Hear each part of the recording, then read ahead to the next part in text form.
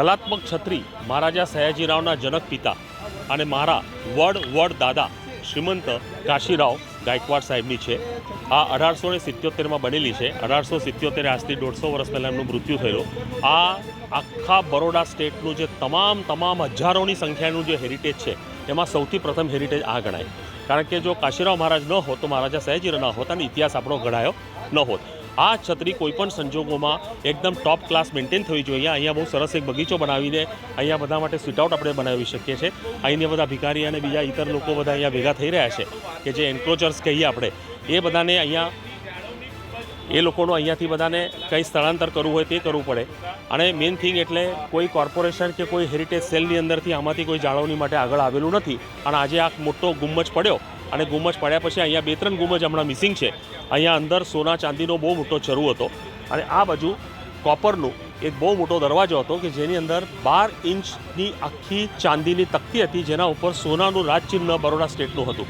તો આ વસ્તુ તાત્કાલિક આપણે આમ જોવા જઈએ તો એને યુદ્ધ ધોરણે એને મેન્ટેન કરવી જોઈએ. એ ઝંખના માટે આજે અમારા પ્રોફેસર રણજીતસિંહજી દેવકર સાહેબે આ જોયું અને તરત મને અહીંયા એમને બોલાવી લીધો. મને મારા એક મિત્ર સંજય સોનીએ આ વિડીયો મોકલ્યો જેમાં બતાવ્યું હતું કે અમુક જે પાર્ટ છે એનો ક્ષતિગ્રસ્તથી નીચે પડી ગયો છે.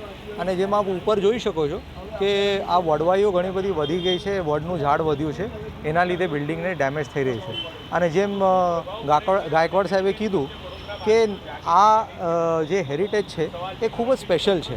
બિકોઝ એ મહારાજાના જે બાયોલોજિકલ ફાધર કહીએ આપણે સયાજીરાવ ગાયકવાડના એ હતા. એટલે કદાચ આ ના હોત તો મહારાજા સયાજીરાવ ના હોત.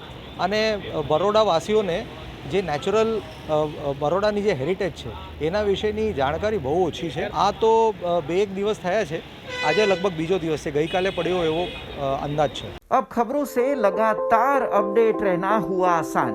BRG न्यूज आपके मोबाइल स्क्रीन पर. आज ही BRG न्यूज की mobile app Google play store और ऐप स्टोर से डाउनलोड करें और खबरों से लगातार जुड़े रहें.